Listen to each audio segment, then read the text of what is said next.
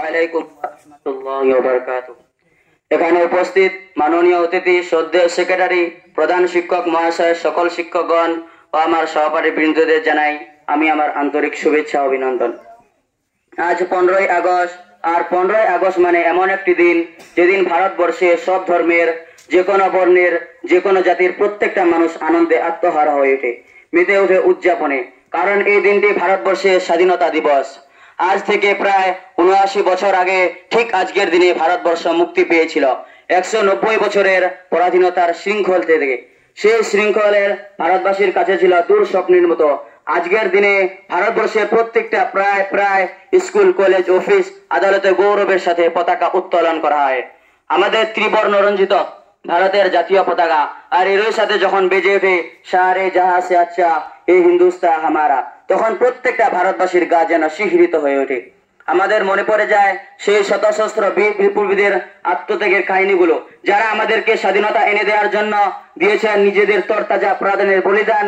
আজকের দিনে উদযাপনের মধ্যে দিয়ে আমরা যেমন সবাই আনন্দ উপভোগ করছি, ঠিক তেমন ভাবে আমরা সবাই স্মরণ করি সেই মহাপুরুষ যাদের জন্য আজ আমরা খোলা আকাশের নিচে মুক্তিভাবে আনন্দ উপভোগ করছি। আমরা স্মরণ মনন করি সেই বীর বিপ্লবীদের কথা, যেন আমাদের পরবর্তী প্রজন্মরা ভুলে না যায়। সেই আত্মত্যাগের বীর গাথাগুলো ভারতবাসীর কাছে ছিল প্রাচীন কাল থেকেও। ভারতবর্ষের স্বাধীনতা দিবস পালন হয়েছিল, আমরা সবাই স্মরণ করি সেই আত্মত্যাগের কথা, যারা আমাদের পরবর্তীতে প্রজন্মরা ভুলে না যায়। ঠিক আজকের দিনে আমাদের ভারতবর্ষ স্বাধীনতা হয়েছিল। আমরা সবাই সাধারণ মানুষের ফসল ফলানোর অধিকার টুকু ছিল না। প্রত্যেকটা মানুষকে বাধ্য করানো হতো ইংরেজদের গোলামি করার জন্য। মা বোনেদের কোনো সম্মান ছিল না, সাধারণ মানুষের অত্যাচারের কোনো যেন সীমাই ছিল না, ছিল না জীবনের কোনো ন্যূনতম অধিকার গুলো। হিন্দু, পুরুষ, মহিলা, শিখ, খ্রিস্টান প্রত্যেকটি ধর্মীয়, প্রত্যেকটি সমবয়সীর মানুষ গর্জে উঠেছিল ব্রিটিশদের অত্যাচারের হাত থেকে আমাদের দেশকে রক্ষা করতে। মাস্টার দাস, সূর্য সেন, যতীন দাস, বিনয় বাদল, দীনেশ, টিপু সুলতান, শাহ উলিউল্লাহ, শাহ আব্দুল আজিজ, সৈয়দ আহমেদ শহীদ, মৌলানা আবুল কালাম আজাদ, আশফাকুল্লাহ খান, আরো কত সশস্ত্র নাম এদের বলে শেষ করা যাবে না।